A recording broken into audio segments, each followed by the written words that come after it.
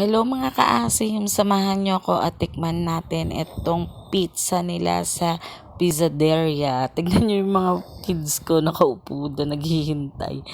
At ayan na nga yung mga flavors and prices ng pizza nila. Ang best seller nila dyan, ang orderin nyo is shawarma pizza. And yung 3 cheese, masarap yun, grabe. Ayun na nga, habang naghihintay kami, nasa loob kami ng kotse kasi nga nagtitiktok kami. Iti-take out kasi namin yung pizza kasi nga kakain kami ng ramen. So yung mga kids nandun sa loob ng pizzateria and yung ate ko tsaka yung kuya ko kasama ko rin.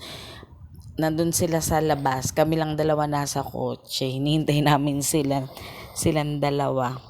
Silang apat rather. Ayun, nagkukulitan lang kami, ganyan-ganyan, kasi nagtitiktok nga, diba? At ayan na nga, nakapunta na nga kami dun sa kakainan namin na pangalawa sa ramen nga, which is sa Zuto. Dito nga pala to sa Lagro along Lagro Fairview, Dahlia. Basta ganun, makikita nyo kaagad siya. And kaya i-waste nyo na lang Pizzateria and Zuto. Ayan na nga, paakyat na nga kami kasi second floor yung Zuto. Papasok na nga ako dyan sa restaurant. Yung mga kids ko na naman, ang kukulit na naman doon. Takbo-takbo na naman sila.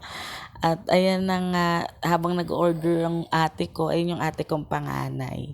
Siya yung nag-treat sa amin. Ayan.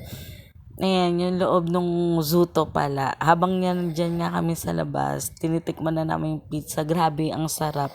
Lumilevel siya sa ibang mga sikat na pizza. In fairness, mas masarap pa nga siguro yung Shiata, yung pizza na yun.